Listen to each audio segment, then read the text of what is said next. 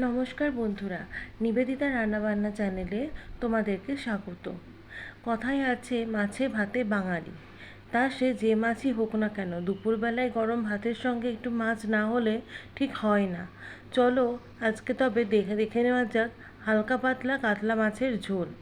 তার জন্য আমি দেখো এখানে একটা পেঁয়াজের বেশিরভাগটা ঝিরিঝিরি করে কেটে নিয়েছি, অল্প কিছুটা এরকমভাবে কেটে একটুখানি আদা, 3 কোয়া রসুন, 8টা টমেটো আর 4টে কাঁচা লঙ্কাটাকে এরকমভাবে বেটে নিয়েছি। এরপর কড়াইতে গরম তেল দিয়ে আমি মাছগুলোকে ভেজে নেব। আমি ওখানে মাছগুলোকে নুন হলুদ দিয়ে মাখিয়ে রেখেছিলাম। আমার এই মাছের মধ্যে ডিম ছিল, তাই আমি কিছুটা ডিম সামান্য নুন হলুদ দিয়ে মাখিয়ে রেখেছি। মাছের ঝোলে একটু ডিমের বড়া দিলে ভালোও লাগে খেতে। আমি কিন্তু গরম তেলের মধ্যে আগে পেঁয়াজগুলোকে ভেজে নিচ্ছি। পেঁয়াজ ভাজার তেলে মাছগুলো ভেজে দেখো, এরকমভাবে করে দেখবে ভালো লাগবে। আমি তেলের মধ্যে ফোড়ন দেওয়ার জন্য 2টো তেজপাতা, 2টো শুকনো লঙ্কা, এখানে 2টো এলাচ, লবঙ্গ নিইনি, শুধু দারচিনি নিয়েছি। এখানে সামান্য একটু জিরে আর সামান্য একটু রাঁধুনি ফোড়নের জন্য রেডি করে রেখেছি। ততক্ষণে আমি পেঁয়াজগুলোকে একটু ভেজে ভেজে নিচ্ছি।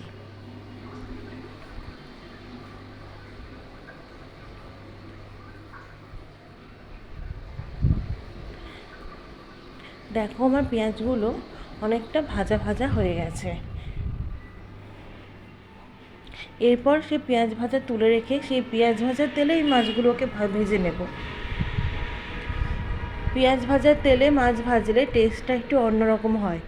বানিয়ে দেখো, কথা দিচ্ছি খুব সুন্দর লাগবে। এই কাতলা মাছের ঝোল খুব কমন একটা রান্না, সকলেই আমরা করে থাকি। অনেকে বিভিন্ন রকমভাবে আমরা করে থাকি এই রান্না। তো আমি আজকে এরকমভাবে করে দেখাচ্ছি। গরম যা পড়েছে তাতে এরকম একটু হালকা পাতলা মাছের ঝোল খেতেই ভালো লাগে, বেশি রিচ খেতে ইচ্ছে করে না। দেখো মাছগুলোকে না আমি এরকমভাবে উল্টে পাল্টে ভেজে নিয়েছি। বেশি কড়া করে ভাজবো না, আবার বেশি নরমও রাখবো না। এই যে ঠিক এরকম টাইপের করে একটু ভেজে নিয়েছি। একটা পেস্ট বানিয়ে নেব, তার জন্য আমি 1/2 চামচ হলুদ নিয়েছি, 1 চামচ আমি কাশ্মীরি লঙ্কা গুঁড়ো নিয়েছি, আর 1.5 চামচ নিয়েছি জিরে গুঁড়ো। এটাকে আমি জল দিয়ে গুলে রেডি করে রাখবো।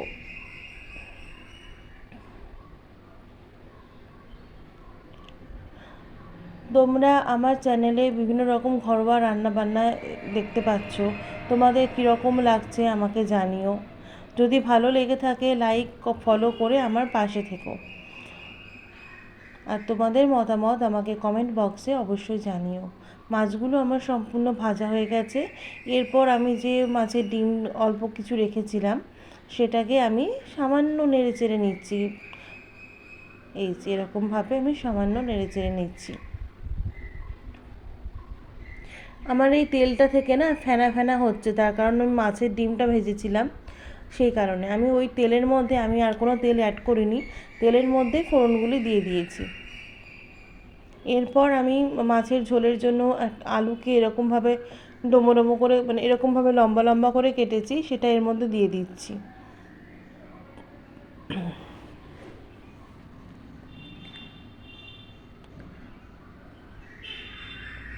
এরপর আমি আলুগুলোকে একটু হালকা ভেজে নেব। আমি আলু আগে থেকে ভেজে রাখিনি, এরকমভাবে ভেজে নিচ্ছি।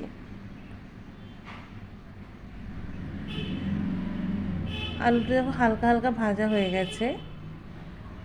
এরপর আমি ওই বেটে রাখা মশলাটা এর মধ্যে দিয়ে দিচ্ছি।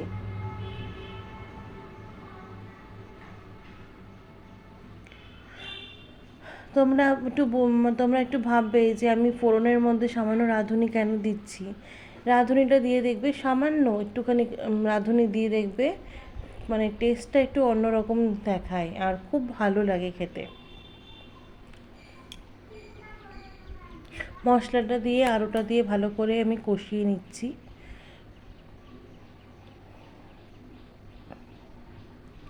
যখন এই মশলা থেকে কাঁচা গন্ধটা চলে যাবে তখন আমি এর মধ্যে সেই গুলে রাখা মশলাটি দিয়ে দিচ্ছি।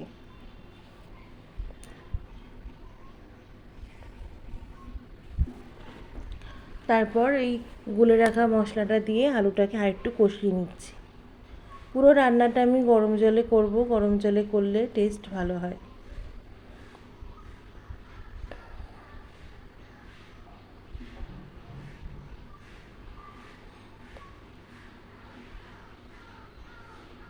দেখো আমি আলুটা সুন্দর করে কষিয়ে নিয়েছি, সামান্য একটু জল দিয়ে নিয়েছি আর একটু কষিয়ে নিচ্ছি।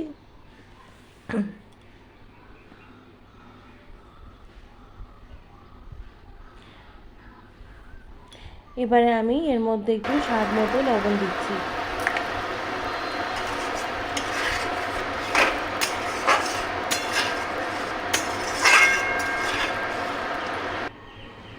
এরপর আমি ঢেকে দিয়ে কিছুক্ষণ রেখে দিয়েছিলাম। তারপর ঢাকনাটা খুলে নিয়ে এর মধ্যে একটু চিনি অ্যাড করে দিলাম। চিনিটা দিলে টেস্ট ভালো লাগে, মানে একটা ব্যালেন্স হয়, একটা রঙটা একটু ছাড়ে।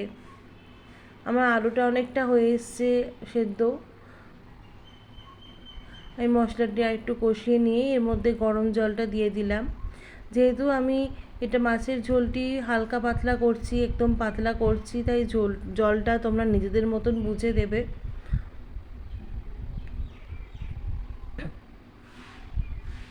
এরপর এটাকে ঢেকে রেখে কিছুক্ষণ রাখবো। ঢাকনা খোলার পরে দেখো এই যে ঝোলটা খুব সুন্দরভাবে ফুটে উঠেছে। এরপর আমি এর মধ্যে মাছগুলো দিয়ে দিচ্ছি।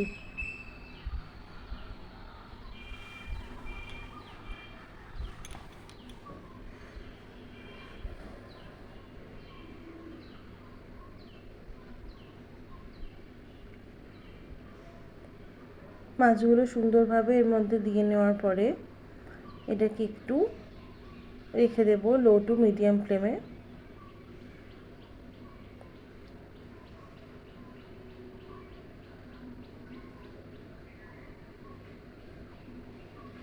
এরপরে সেই ভেজে রাখা ডিমের বড়াগুলো এর উপর দিয়ে দিলাম।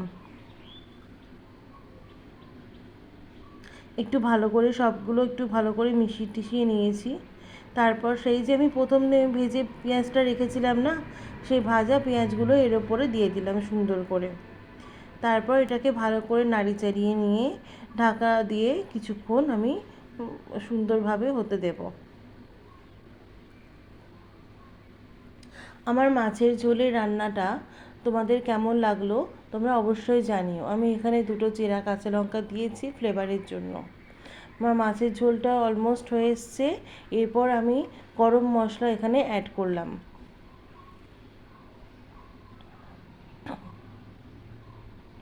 খুব সাধারণ একটি ঘরোয়া রেসিপি, তোমাদের কেমন লাগলো আমাকে অবশ্যই তোমরা জানিও। এরপর আমি ঢাকনা বন্ধ করে এটাকে 10 মিনিট রেখে দেব।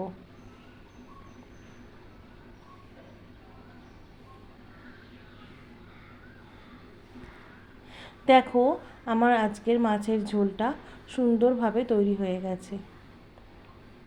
গরম ভাতে এরকম একটু মাছের ঝোল তোমাদের কার কার প্রিয় আমাকে জানিও।